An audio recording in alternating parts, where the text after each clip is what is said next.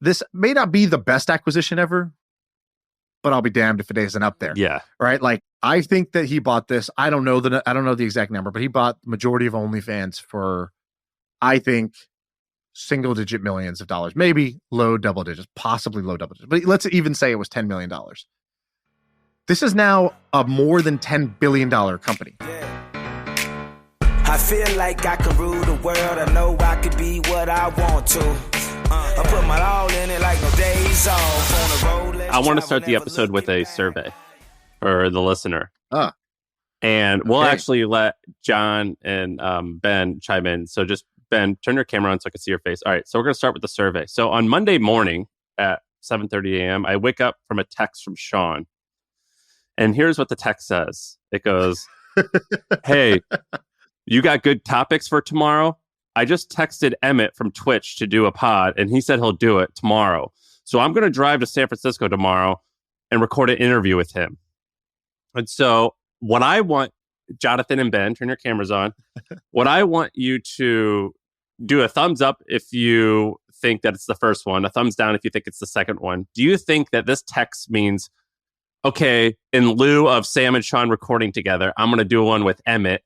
Or do you think that this means, in addition to the recording tomorrow, I'm also going to do one with Sam and Shaan? Thumbs up for the first one, thumbs down for the second one. All right, great. I just wanted to make sure I'm not crazy. And I want to know. Oh, Ben, the betrayal. Oh, E too, Ben. E too. So I thought that that's what it meant. And when I heard that, I was like, all right, so I have some free time between 11 and noon. Ladies and gentlemen of the jury, let me just say this. Would I say, do you have good topics for the pod tomorrow if we weren't going to do a pod with good topics together? I don't know. Seems like that might be something that, that we're going to do. All right. Well, I just want to see what the audience thinks. So whatever. I have a bunch of topics today. What do you have? Bro, you think you got a bunch of topics? I got, well, however many topics you have, add one. That's how many topics I got. Well, I see a big list. You have like you have a few interesting things. What you want to kick us off with something? Let's start with this. Yeah. So, we've talked a lot about one business on this podcast, probably more than any other podcast has talked about this business. I would say we are the champions of this company. We are the ones out here letting people know that this company is legit, that this company is big, that this company is very interesting. Everybody's overlooking it. We've been saying it for years. Are you even a paying customer of this company? I'm not a paying customer because I'm a married man, but... Well, you can be a married man and be a customer, but like I've never paid for it. I'm not a paying customer because free porn exists, and I'm talking about OnlyFans. So OnlyFans' annual numbers leaked, and not leaked, actually. What happened was actually kind of interesting. You know this, but maybe a lot of people who are listening don't, which is that any company that is based in the UK has, whether it's private or public, has to report at the end of the year a sort of a financial summary. And the bigger your company is, the more data you have to include. Basically, like a public company, you have to report like a public company. So in the US, if it's public, you can go look up their information, maybe the quarterly earnings, or you can go find their S1. But if it's a private company, you're just shit out of luck. You're just guessing. But if you go to OnlyFans.com and you scroll down to the privacy policy, you click privacy policy, you will see that OnlyFans is run by a company called Phoenix International Limited. And what is Phoenix International Limited? It is a company based in the UK. So if you go to there's an entity called Companies House, and Companies House is where all of the company information is housed. And so if you go there, you can find, you can look up Phoenix International Limited, and then you can look at filing history, and you can see that there are several reports. So reports about this director replacing this director, but the one you care about is the one that basically says, here is the 2022 financial summary, year-end financial summary. And when you go to that, you're going to see the following picture of a business. OnlyFans is a business that generated or collected $5.6 billion in revenue in 2022. Its take on that, it was 20%. So their company took $1.1 billion. So for every $4 a creator makes, they make $1. On that $1.1 billion in net revenue, $525 million of profit. So this company's spitting off $500 million a year of profit. Pay a little tax. The after-tax profit is still $400 million. And then the beauty of it is if you scroll down to the, I don't know, it's the balance sheet, somewhere down right after the P&L, it says dividends. And it shows that the owner, Leo, took $338 million in dividends last year. Oh my God. And the year before that, he took like 200 something million. This guy has taken out $550 million of dividends in the last 2 years off this business, which is just incredible because let me remind you, this is a company that he bought in 2018. This is 5 years. What did he, so in 5 years, what did he bought it for? Do you know what he paid for? Non-public information, but he bought 75% of the business at the time for what I believe was low millions of dollars. Was he wealthy before that? Yes. So Leo is a kind of a gangster of the internet. And he, by the way, if you just go to his website's awesome. So there's really two things I love about his website. He's a listener, I think. Well, that's one of the things I love about the website. If you go to his website, which is just his name, LeoRadvinsky.com. If you go to things I like, so he's got a things I like, and then the very first category, podcasts, the very first one of two podcasts is My First Million. So he's a listener of the pod, which was, just a cool thing, fun thing to see. But I love his website because I love when people sort of put up their flag and they're like, yo, this is what I'm all about. And they just make it really easy for you to just understand, here's who I am, here's what I do, here's what I'm into. And if I'm into this, if you're into those same sort of things, we'll probably get along. So his main thing says he's a software company architect, angel investor, and open source software supporter. This guy gives millions of dollars a year to open source projects that probably would have died had he not done that. He's a huge supporter of open source software and sort of like he's like, like a sort of freedom entrepreneur, right? He wants projects that are increasing the overall amount of freedom in the universe. So whether it's he'll fund these open source social networks that are like a Mastodon type of social network that are not owned and controlled by like Mark Zuckerberg or Elon Musk, like one private company, closed source, owned by a mega billionaire. He funds projects that are alternatives to those. And listen to this. He also, if you go to his, so you see like he has sections about me, projects, open source, things I like. If you click projects, OnlyFans isn't even number one of the listed projects. It's number two. It just says like one paragraph and it says what it is, but number one is some open source project. That's what he has listed. Yeah, B4X. He's like, B4X is like tools for rapid prototyping and development. Microsoft discontinued Visual Basics, and B4X stepped in to try to make this happen. Probably would have died. Basically, like when I looked into this, it probably would have died. And then in 2019, he decided to put a ton of money into it just so that this project could stay alive. And so then, like under giving, he's like, yeah, I donated a bunch of my time, effort, and money to causes I care about, including open source initiatives and traditional charities. My goal one day is to sign the Giving Pledge. To sign the Giving Pledge, you need $1 billion net worth. I'm pretty sure he has like a multi-billion-dollar net worth now. I think he's achieved this goal because in the 5 years, and you can go look at the company filings, but like 2019, 2018, the company has like, he pulls out like 1.5 million in dividends. And so in like a 3-year period, he went from pulling out 1.5 million in dividends to 250 and then $340 million in dividends out of this company. So this accelerated extremely quickly. And I think like, there's all these great tech acquisitions. There's like, Google buying YouTube for $1 billion, probably worth 50 billion now. Facebook buying Instagram for $1 billion, probably worth 100 billion now. This may not be the best acquisition ever, but I'll be damned if it isn't up there. Yeah. Right. Like I think that he bought this. I don't know the exact number, but he bought the majority of OnlyFans for, I think, single digit millions of dollars, maybe low double digits, possibly low double digits. But let's even say it was $10 million. This is now a more than $10 billion company. So he turned, let's just pretend it was $10 million into essentially $10 billion of value. Personally, not a fund, not a company. This is him. This is one guy. Who owns the other 25%? And is there a story of him buying this and like what he saw? Because like I would have, if this was me 5 years ago, I would have been like, dude, this will never work. Right? I mean, everyone would have said that.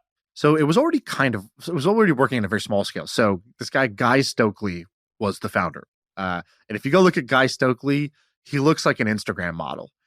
He is like like every picture of him, he's flanked by 7 women.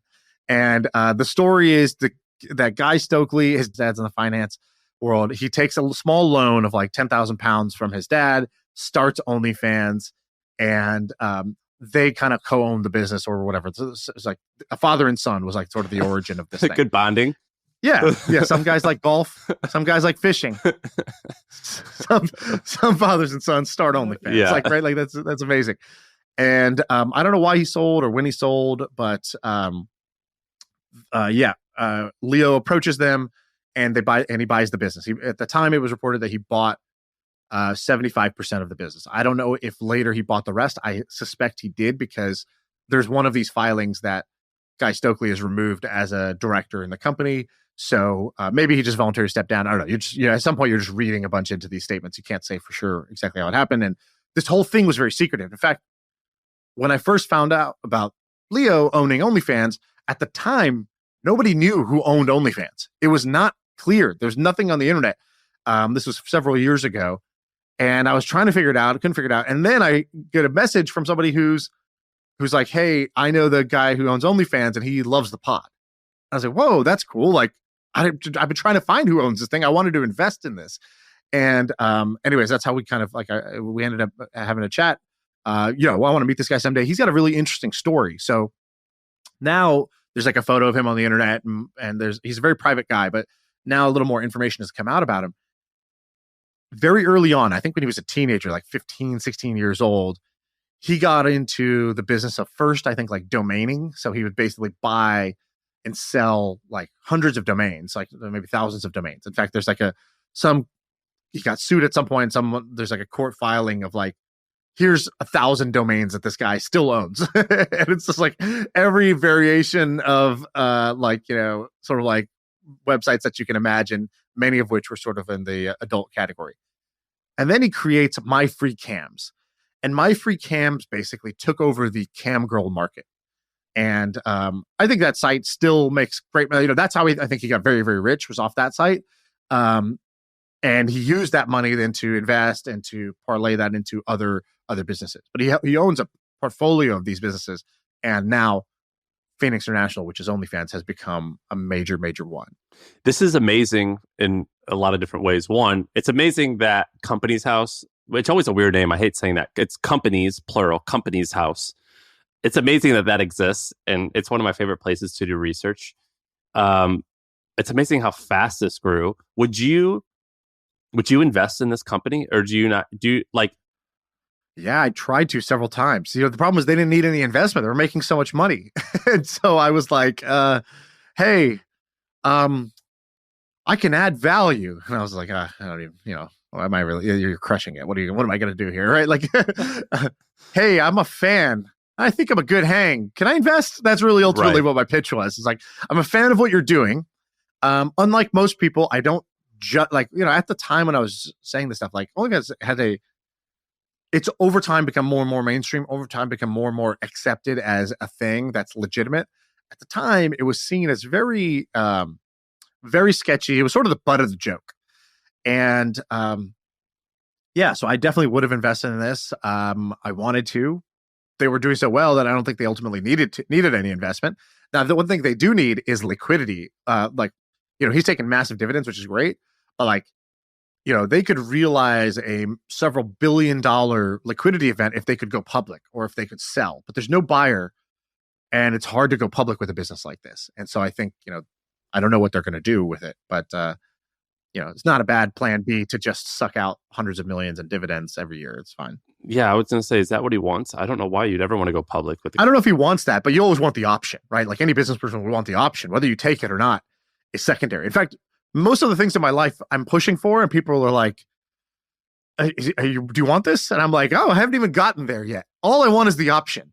And if I have the option, then I can think, what I definitely know is I don't not want the option, right? And I think that's just a better way to operate as a business person, is to make sure you have the options on the table for you. At $400 million a year in a dividend, there's probably only 5 or 10, I would imagine, people who have in the world, or at least in America, who have higher income.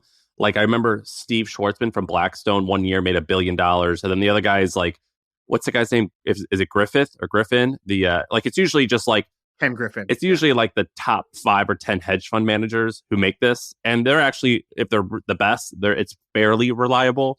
But they're like those are the guys who are buying the $100 million apartments in New York, like the Bill Ackmans. And there's probably only 10 of them, maybe 20. Right. But like that income, you'd be the highest in America in the top 30 or something like that. You know what I mean? So like, I don't know, man. I would probably still own that. Well, this is cool. Well, one thing that's cool about this guy, by the way, when I talked to him, 90% of our conversation was not about OnlyFans at all. It was about these different open source projects he's interested in. He's a technical guy. He's very curious, very interested. So he was showing me like, oh, by the way, check this out. I'm gonna send you this link, try this site out. It's kind of like, this fringe niche site, open source project, but like, I think it's really cool for these reasons. And, I just love that. I love, one of the things I love the most about tech is that it redistributed wealth to a bunch of people who had different interests. So like when the wealthiest people were all from finance, you just got this like one homogenous pool of rich people. It's like, here's a bunch of rich dudes that live in the same place, like alpha, that like the same stuff. White guys wearing suits. Alpha New York, power suit, watch wearing, art buying. Greed like, is good type of guys. Yeah. And then like crypto made a whole bunch of other people rich, right? Because it was like, a different type of person got rich through that and they had different interests. And they're like, yo, I'm going to spend money on this digital squiggle and this Bored Ape. And I'm going to donate to this other thing. And I'm going to fund these types of projects and this type of worldview I'm going to fund. And, tech companies were started by, like Mark Zuckerberg. And, this guy he wouldn't want to start a hedge fund. He wanted to do something else.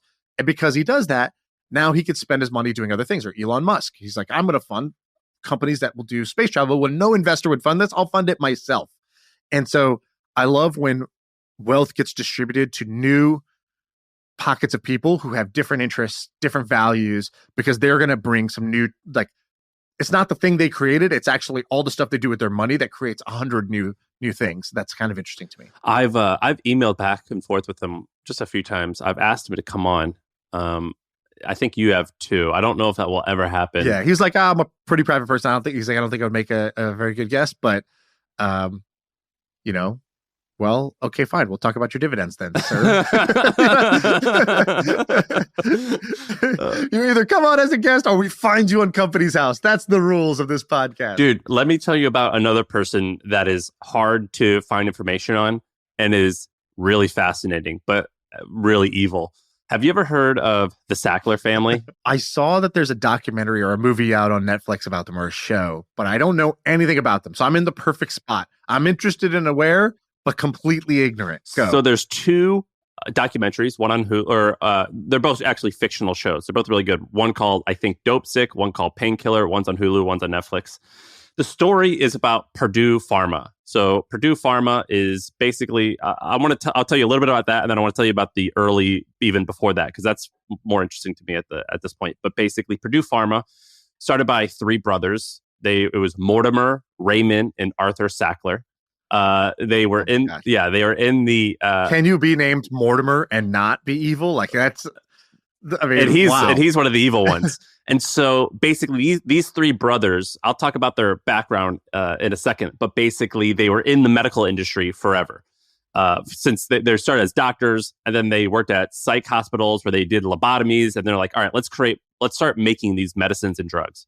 And so after 50 years of doing this, they eventually buy Purdue Pharma. They buy it for not a lot of money, but it evolves over 40 years to where they create this drug called Oxycontin. Oxycontin was basically, it's an opioid, and it wasn't popular at the time. It was kind of unknown. They had a drug previously that was similar. They kind of changed it, and the big change they did was they called it a time-released technology, I guess. So, and they, through a lot of just shady practices, it seems like they bribed the FDA. They hired lots of ex-FDA people after they approved the drug, and they promised them all this stuff. They got the FDA to approve Oxycontin, and the big thing was that they called it time release, and they said that it was believed that, and that word believed is important. It's the first time the FDA ever said that. It's believed that less than 1% of people who takes Oxycontin will ever get addicted. So what they do is they go and hire literally 2,000 salespeople who go to all of these hospitals, these doctors, these clinics, and they say, hey, look, we have this new drug. It's for moderate pain. You used to prescribe Vicodin only if someone had surgery and had major pain or if they were dying from cancer. We have this new drug. Very few people get addicted to it, and it has a time-release capsule, which means that it's really hard to get addicted to. So you could give this to people if they just have like a sore back or if they have headaches. Like, it's not that big of a deal. And they train these salespeople, and they're very aggressive about training. They hold contests where you can win a trip to Bermuda if you sell a certain amount of drugs. You could do all these types of things where they would give like watches. They would throw parties with hot girls. Like, they did all this stuff, but it was for medicine, particularly an opioid, which is incredibly controversial, in my opinion, very unethical. And so they make OxyContin popular to the point where the company is privately owned. It's owned by two families, each Mortimer and Raymond's family. I believe Raymond's son, Richard Sackler, becomes CEO, and they grow this company to be doing like $30 billion a year in revenue. And they're also famous because in order to help their reputation, they donate billions, or hundreds of millions, maybe billions that added up to art museums. And so the Met in New York, they have a Sackler wing. Like the Louvre in Paris, They have a Sackler wing. These guys never went to Harvard, but there's like the Harvard School or the Harvard Museum that's for the Sacklers. There's the Columbia, there's the NYU. Like, they've donated so much of their money to arts, and it's basically what they call it a reputation laundering. So they try to like get like into high society, even though they're selling this drug. Turns out 2 years ago, I think, the government finally cracked down on them, made them go bankrupt, and I'm not sure where they are now, but they're very private. So that's the story of Purdue Pharma. The book Empire paints... So sorry, the end was the government cracks down on them and it goes bankrupt? So the government did what? Because isn't Oxy still like everywhere? Well, so I don't know much about these types of drugs, but there's OxyContin, that's like the brand name, and then there's oxycodone, and I think that's the generic drug, and then there's hydrocodone, and then there's all these forms of opioids. I think you could still get OxyContin, but basically at first the government made them pay a $10 million settlement. And then people spent 5 years trying to track them down and like find like one thing that they did that broke the law, because it was very weird because they weren't actually breaking the law. Or if they were, it was very hard to find which law they were breaking because the FDA kind of colluded and allowed them to get away with a lot of stuff. So technically they kind of weren't breaking the law. They got hauled up in front of Congress. And what the government eventually does is they're like, oh, you lied to Congress because you said you didn't know it was addicting, but we found this email from 4 years ago where you did say you knew it was addicting. And so that's actually what they got charged with. Sort of like how Al Capone got charged with tax evasion, not killing people. It was sort of one of those things. Gotcha. And that led to a domino effect where eventually they had to pay something like an $8 billion settlement. The Sackler family had to give up control of the company, and they were no longer allowed to be involved in this industry. And so that's kind of where we are today, where Purdue Pharma, it still exists, but not as it did before. But we'll see if there's any actually long-lasting change with all that. But it's a really fun story, like in the sense of it's thrilling, in that they were just horribly unethical. They did a lot of crazy shit. Does that make sense? Yeah, I mean, this basically killed hundreds of thousands of people, right? Like just through addiction. It killed hundreds of thousands. Right? It killed hundreds of thousands of people directly, in that hundreds of thousands of people just taking that medicine were killed. But then what it led to is what we experienced in San Francisco and all these other places. You take Oxy and then you're like, I love this. I need more of it. Now I need something cheaper and something more accessible, heroin, and then which leads to fentanyl. Right. And so it creates this huge opioid crisis where Purdue was like, hey, we didn't do that. We just prescribed OxyContin. These guys are dying from heroin. When everyone's like, man, it's such a clear, like there's such a clear transition here. Like you guys are definitely responsible. So that's why it's like a thrilling story. At Harvard, there's still this building is still called the Sackler Museum or whatever it's called, still up, which is kind of crazy that they haven't sort of canceled the name off the building. So here's where things get interesting. And this is what I want to talk about. So I mentioned there was 3 brothers. Only 2 brothers owned Purdue. So the eldest brother, his name was Arthur. He died in, I think, the late 80s or mid 80s. And basically, he was the eldest brother, and he got them all into the industry. When he died, his estate sold his portion of Purdue to the other brothers, and the other brothers are the ones who Purdue eventually created OxyContin. And so Arthur's heirs are like, look, we had nothing to do with this. It's same name, but like we had nothing to do with this. And Arthur was the one who liked to donate a lot of money to museums. So same last name, but their argument is that it's different people. But Arthur was incredibly shady, and I want to tell you his background. This is where things get really interesting.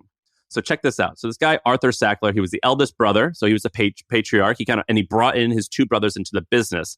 And he was originally a doctor, but his first hit was as he was a doctor, he started an advertising agency, a medical advertising agency. And he studied copywriting. That was his thing. He learned about copywriting through a traditional agency where he would work at a traditional agency at nights and weekends in order to help pay the bills. And he was like, copywriting is awesome. I got to do this for Valium or this other drug. And so all these huge pharmaceutical companies at the time, this was in the 50s, 60s, and eventually 70s, like what's that big one? Roche, R-O-C-H-E. I believe that they were the inventors of Valium. And they start saying, hey, Arthur, you're a little agency. We hear you have good ideas. What are your ideas? He's like, well, we have to hire a sales force. Then we're going to create these ads. We're not allowed to advertise towards consumers, but we can advertise towards doctors. And they popularize Valium by making it like an everyday drug. Like, oh, if you're a little stressed, and just like you would take an Advil, just pop a V. You'll be calm. And they have like housewives vacuuming in pearls, like with a Valium like logo. Or he also popularizes tranquilizers. So he makes them popular. So he builds up this agency. But in secrecy, he does two things that are interesting. One, he finds his competition is another medical pharmaceutical ad agency, and he buys half of it. And so what he does is he eventually corners the market for pharmaceutical advertising, and he owns the other one secretly. And he'll say stuff like, look, you don't want to work with us? Fine. Go to our competitors. They sound like they're a good fit for you. And they collude together on how to like market together and like which techniques are working. The second thing that he does is he creates this thing called the Medical Tribune. It's a bi-monthly newsletter for doctors. So he's in the newsletter industry. It's a free thing, a free newsletter that is eventually read by 300, 400, 500,000 doctors. And what he does is no one knows at the time that he owns it. But he starts using his original company, MacArthur, for advertising, buys ads in the Medical Tribune. And through this, it creates two huge companies. And that is how he creates his original fortune. And I went and like dug through the newspapers.com. That's one of my favorite sources. You can find old newspaper clippings. I found some of the numbers. So check this out. So McAdams, sorry, I called it MacArthur. It's called McAdams. When he died, the company was doing $170 million a year in revenue. And that was in 1985, I believe. It had 170 employees. And then his other company, Medical Tribune, it was not sold for a significant amount of money. It actually sold for around $70 million to Axel Springer, who also bought Morning Brew, our friend Austin's company. So I've been giving him a hard time about this. Austin Sackler. Yeah, for sure. Austin Sackler. And so annual revenues for Medical Tribune range between $50 to $80 million in the last few years of existence. This was in the late 80s, and adjusted for today, that's around $150 to $200 million a year. He also, Arthur, while he was doing this, he owned like 3 New York City townhomes. He was making 7, sometimes 8-figure dollar donations to art to museums, and he had an art collection valued at $60 million. When he died, I think he was 75. That was in the late 80s. He was worth around $150 million, which today is around $400 million. Maybe 5 or 6 years after that, that's when Oxy was created.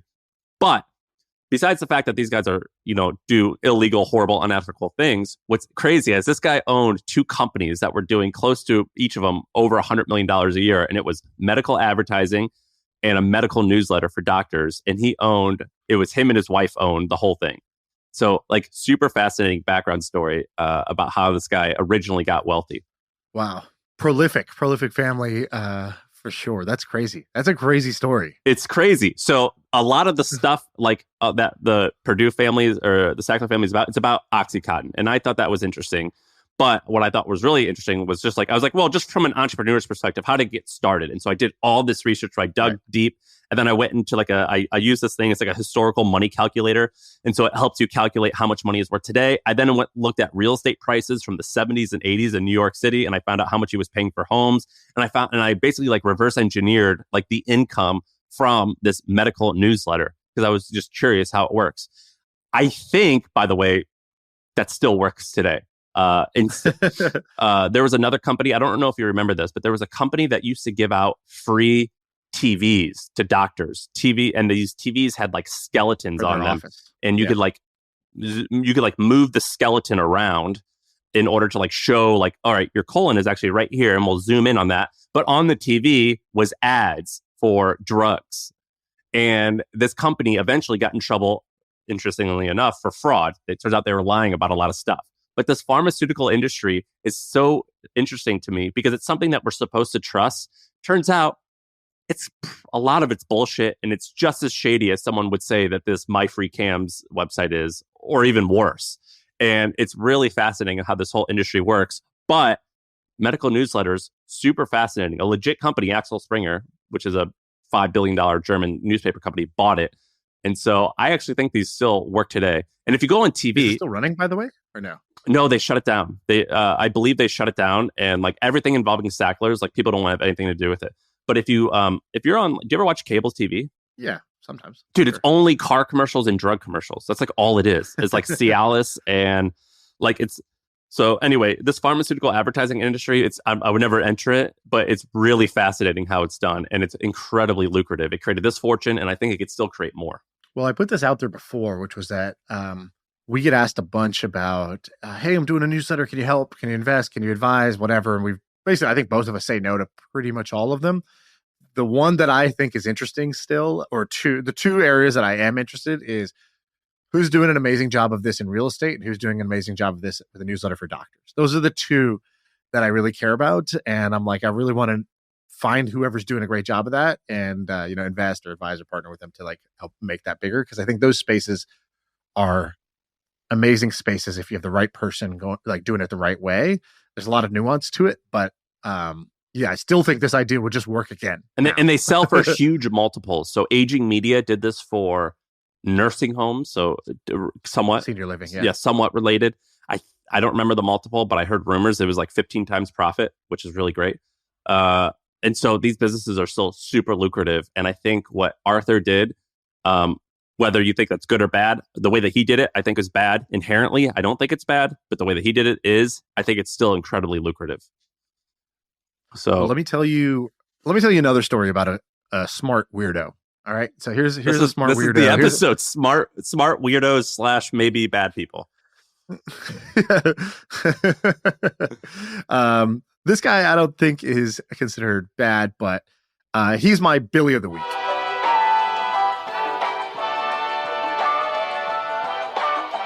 $1 million isn't cool. You know what's cool? $1 billion.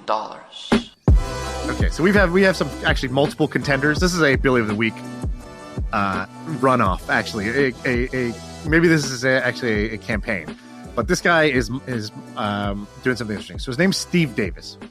You probably don't know who that is, just because it's a fairly generic name. But and if you Google his name, it's a professional snooker player. What is that, pool?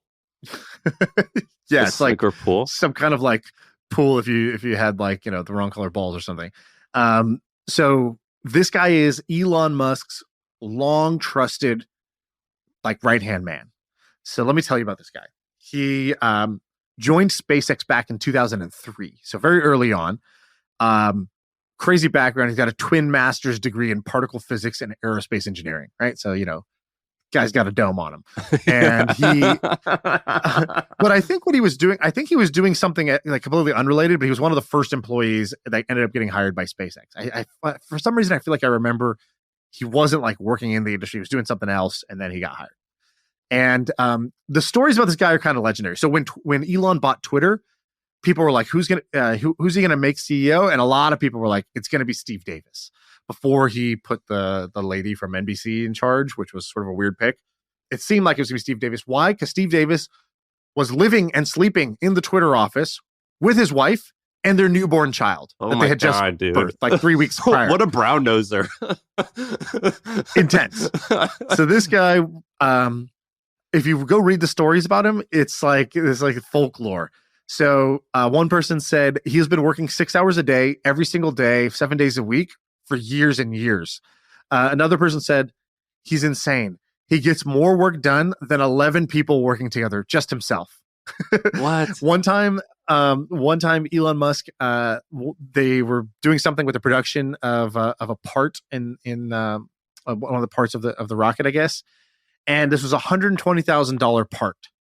And Elon's like, we need to get this down to $5,000. And everyone's like, what are you talking about? Like, yeah, of course. I wish it was free too, but like, that's just not how things work. Yeah. He's like, $5,000. And he just left the room, right? And Steve Davis takes that as a personal challenge. He's just working for months and months to try to figure out how can we do this for $5K instead of $120K. He ends up getting it done for $3,900. He figures out a way to do it. He emails Elon, so excited. Elon, we did it after months. We figured out how to lower the price of this part down to only less than $4,000. You said 5, we got it down to less than 4. Elon just replies, okay, period. It doesn't matter. Steve Davis is undeterred from this, and he just keeps going. He's become now he's the CEO of Boring Company. So Elon's like third company or whatever that he created after all that. Right? He's got SpaceX, and that company's legit, right? Boring Company. They actually are making stuff, or is it just like a t-shirt company? No, they are doing things, but there's a lot of criticisms like cool, like how's that tunnel going? Yeah, right. Like what's going on? You dug this tunnel, but like it's only compatible with Teslas, and they have to put like rollerblades on before they go through it. It's like, I don't know. This seems kind of shitty, right? Dude, I want my cities to look like Swiss cheese, just holes all over the place. Like, what's going on? You're just selling flamethrowers. And so, on one hand, they have improved the speed of boring, of actually digging the tunnels. But the reason I found this guy interesting, so not only is he like Elon's right-hand man that you haven't heard of, that, I find that interesting. Not only is he probably worth maybe $1 billion at this point, like based on SpaceX stock has appreciated like crazy since 2003, but this guy's totally weird. So he's got a great sense of humor that he takes to business. Okay, so basically Elon trusts him, right? He's like, hey, we need somebody on the ground in he's got like this like city in Texas, and like at one point he sent him to DC for they needed to be near DC because a lot of their contracts are government contracts. So he's like, send Steve out to DC from California. And Steve's living there. He's doing his job, but he's like, God, you know what I miss? I miss just having great frozen yogurt. He's like, they don't have that DC. He's like, all I got is this crap. I miss the California frozen yogurt. You know what? So as a side job from his very important job at SpaceX, he opens up a froyo shop called Mr. Yogato. And he not just opens it up, he goes and he works there after work for fun. What? And so he goes and he works there, and he starts to make it fun for himself. He creates just a bunch of ridiculous policies. So if you go to Mr. Yogato, if you can stump him with a Seinfeld question, your froyo's free. If you come in dressed as Bjorn Borg or whatever, the like tennis player, you can, or not, I don't use the tennis player, maybe there's a musician or something, you get 25% off. If you let him stamp Mr. Yogato on your forehead, 10% off. And so he created this long list of rules essentially on the secret menu for what he could do. And then when he had to leave, he had to move away. SpaceX needed him in some other place. He's like, shit, I'm not going to be able to go work in my yogurt shop after work.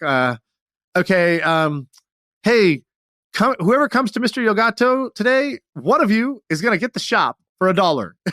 He just gave the shop to some guy for $1 at the end. It's like, here's the keys. The only rules.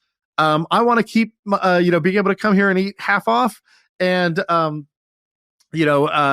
also you got to keep some of the rules alive. Like if you can recite a speech from Braveheart in a Scottish accent, 20% off. And so he does this yogurt shop. He also opened up at one point. The headline, if you Google Mr. Yogato, it's from an article in the Washingtonian. It says, Twitter's next CEO might be the Mr. Yogato dude. Yeah. He goes, bro, like the rules are amazing. You should go look at the rules of this. Rule number 8. Anyone wearing a kickball uniform and has played hard, evidenced by dirt on their knees, will automatically receive 10% off their yogurt. Anybody who can reenact the 47-second Michael Jackson Thriller dance, 20% off. If you perform a shorter choreographed dance, you can get 10% off. This is actually genius, by the way. Order a yogurt for 30 consecutive days and we'll name a flavor after you. I mean, this guy's awesome. Yeah. So he's having a good time. So then he opens up a bar called Thomas Foolery. Short name, Tom Foolery. And same things. Instead, every bar has a happy hour. He created the angry hour, where if you shout your order of the drink to the bartender angrily, you get a discount on your drink. They served like cookies and ice cream at this thing. And he's like, this is a place where we're going to take you back to being a kid, but with alcohol. Oh my God. And I was like, dude, I love this guy. This guy is hilarious and weird in all the best ways. And I just went down this rabbit hole because this guy kind of fascinates me. There's nothing about this guy really on the internet. Nobody does interviews with him. People discovered this Mystery Yogato thing, but there's not much out there about him. How'd you find the There's bar only thing? a few times. That's like, just digging in, like, what are some of the other crazy things that this guy does? When they announced the Boring Company, it was a press conference with Elon and some guy. The some guy is Steve Davis sitting next to him during the talk. And what they did was to make their point. I kind of love this marketing, to make their point that, like, why did you create the Boring Company? And he was like, well, in like 100 years, we haven't gotten any faster at drilling. Like, we're still the same speed we were like 50, 75 years ago at digging these tunnels. Nobody's done anything innovative. And when they did the press conference, it's them talking, but around them is a circular track. And on that track, they put a little like a snail or a slug or something. And it was just walking around the track super slowly to represent how slow this industry is and how slow other people are drilling. And at the end of the 2-hour seminar, it was still only halfway around the thing. Oh my God. And they were like, that's the industry today, and we're going to change it.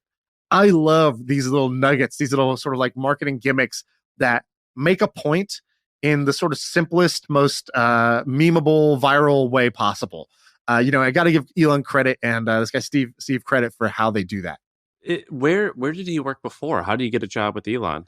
Well, just early on, if you're twin master's degree in particle physics and aerospace engineering, there's not that many places to go work. You work at NASA, or you work, Boeing, or you go work here, right? So he got a job there early on and just like started grinding like crazy. And that's why, like, even now just sort of grinds like crazy, sleeping in the office with his newborn child that was just like, his wife just gave birth. I have a rule. We have a rule in our house, in the Parr house, where I will only sleep under another man's roof for one night.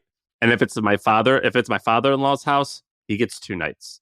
I don't like sleeping in another man's home. It's the most emasculating thing on earth.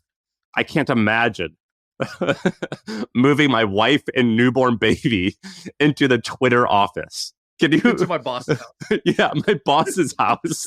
Like, Elon's like, hey, how's our wife doing? And like, you're like a billionaire. Yeah, too. You're not like an intern. Yeah, you're like, I don't even like, I don't stay at another man's house. I don't even like staying at my father-in-law's house, let alone staying at the Twitter HQ. Can you imagine with a newborn or a baby? I can't imagine that. That's not for me, dog. What's your phrase? Cornrows and face tattoos? Yeah. It's not for me, but I'm glad freaks like you exist. Yes. So I'm glad it exists. Sleeping at the office with my wife and baby. You can have that. I'm happy you exist, but that ain't for me. Is there any part of you that is envious of this guy? Because I don't find any amount of envy other than I appreciate his sense of humor. Oh, yeah. I think this guy's great. I think, do I want to be him? No. That's what I mean. Do I think that this guy's probably, this guy's interesting and seems like he thinks differently, and I think I could learn or be inspired by it? For sure. For example, I went deep. So one of the things he did while he was working at SpaceX and they moved him to DC, in addition to the yogurt shop, he went to George Mason and got like a PhD. And his thesis, I found his thesis paper and I read it, which was very hard. I don't want to go into too much detail on it. How did you find this? When I'm Googling him, you can barely find anything. It's the same like 4 photos. Just a lot of grit and determination. You're the Steve Davis. You're the Steve Davis of researching Steve Davis. Exactly. I apply it to researching other great men more so than being one myself. You slept on your couch for literally hours to find this. It was literally I ignored my newborn child also. So I'm just going to read you 2 things. So first, the paper, the reason I really liked it is it's about the debasement of the U.S. currency. I think he wrote this in, what year was this? It's basically like it's very early. It's like kind of like early Bitcoin days. So let me just search Steve Davis debasement. So yeah, 2010. And his paper is called The Trend Towards the Debasement of the American Currency. And he talks What's in it about like a lot mean? Does that mean it's at the bottom? Does that mean devaluing? Okay. Devaluing. So he talks about the history of like, basically, I don't have my notes in front of me now, but like, one of the things he talks about is, did you take notes on this $1 thesis just for yourself? Yeah. So I was like, he's like $1 or whatever, 1 ounce of gold was worth this many dollars before. And now that same ounce of gold requires whatever, like, 100x more dollars. Like basically like we used to be pegged to gold. We got off the gold standard and look at how much the dollar is devalued relative to gold in that time. And he's basically like, there's a trend towards the debasement of currency. And he talks about like, people think this is like a, over time, slow thing, but actually like 95% of the debasement has just happened in the last like 40, 50 years or something like that. Like it has accelerated quickly. And this is not just like, this is not just like, a slow thing. All right, here we go. So 98.3% has occurred from 1792 to the present time. But even if you shorten that, like still 90% of it happened in a very short window of time. And he talks about why, he talks about how, he talks about like why that's such a big problem. And this is basically like a cryptocurrency, like precursor. He's not talking about Bitcoin in it, but this is crypto is a solution to this problem, right? Like Bitcoin. What if you had a currency that could not be debased? Exactly. Which is like the meme, but it's also like the truth. It's like these things are cliche because there's an element of truth in them. That's why they stick around. In his acknowledgments in this paper, so he says, "Oh, I want to thank this professor. I want to thank this person." And at the end, he's like, "I want to thank my mom and dad." He's like, "Finally, thanks to the unknown chef that makes great brownies at the Small Enterprise Hall cafeteria. Hopefully, they will one day become a topping at Mr. Yogato or its successor, Little Yohai." Like, dude, this guy's been plotting. This guy's just hilarious, man. This guy is just so funny to me. And there's like a 100-page paper if you want to go read. The most impressive part is that you read this guy's thesis paper and you got as far as to the acknowledgments at the end. No, acknowledgments at the beginning, my friend. That's like the thank you at the beginning of a book. So I didn't read the whole thing. This is a 162-page thesis. I read like 40 pages maybe. That's so and he's impressive. Like step by step where the debasement started and how it happened. And I'm like, oh wow, this is fascinating. Like I never knew any of this. Is that what you have to do to get your PhD, is to write a 140-page like original work on something? That's amazing. I didn't know that theses were that long. Not only do we not have a PhD, we honestly don't even know what the hell a PhD is or what it takes to get one. I used to tell people I had my PhD. I thought it meant poor, hardworking, and driven. That was my joke. I play a hating degree. Yeah, I didn't realize that you have to write 100+ page like report on this. That's amazing. Like, I'm not that hungry and driven. yeah, definitely not. That sounds really challenging. By the way, one of the great get to know you questions in the business world that's sort of dorky, but actually is a good one, which is if you had to give an impromptu 45-minute talk on a subject, what would you give it on? Like for you, it might be like copywriting or newsletters, right? Like something like that. The history of denim. What? I'm not joking. I could do it. You want to talk about denim? I got you. What would yours be? There is no answer that is better than that answer. I don't want to continue the podcast. It was so good. You see, the things about looms is in the pre-war the evolution of the jork. Yeah, the shutter looms pre-1944 were particularly special, but I could talk all about it. And then post-war, when Japan was rebuilding Hiroshima, they needed just a ton of machinery, and that's when the shutter looms of America went to Japan. I mean, I could do it. That's insane. All right, your turn. What's your topic? Where do we go from here? You want to do PostPilot? I like PostPilot. All right, let's talk about. I invested in PostPilot. Did you? Yeah, me too. I didn't. I don't like, as you call it, talking your own book too much. I don't like talking about stuff that I'm involved in, but since we're both involved about it and we're up front, we could talk about it. Well, explain what it is first. Yeah, so let's talk about it. So our connection to PostPilot is with the owner. His name is Drew. But he actually bought the company. And the reason he bought the company was because he owned, he used to buy software companies. So he bought designandpublic.com, he bought karmaloop.com, and then he owned this thing called Auto Anything, which was an auto parts store. And the thing about his whole like playbook is that he would buy these e-com companies and he would be like, well, your email list stinks, so we can like improve that. We can do this, we can do that. And one of the things that he used to do at these companies that worked really well was he would email or mail them, like snail mail them, like flyers and direct mail pamphlets on the company. However, it was really hard to do. It was like a painstaking process. And so he bought this company called PostPilot. I think he bought it for $60,000. And what it does is if you're a e-com brand, you just sign up to PostPilot and they plug in, I think, to Shopify, to WooCommerce, to like a lot of the popular platforms. And they have a done for you service, meaning they'll help you design a pamphlet that you could send to not only your customers, but I think some of your email subscribers and people who haven't already bought from you. And they can send direct mail in a click of a button. And so what he has found, like his whole thesis is like, look, if I have an email list, and some of these companies that I bought, their email list was 100,000 people, but 90,000 people wouldn't even open the email. 10,000 would, but how do I get the other 90,000 people to interact with me? Well, let's just send them mail. And so they created a process that you can use someone's address that they've already supplied to you. Or I believe what they do is you can use someone's email and phone number and help use other data sources to find out roughly where you live. And they'll send mail to you or that area or people who match it's like a lookalike audience. And they send you mail and they could track if you eventually bought something through their mail. So it's a very ROI positive business, ROI positive marketing channel.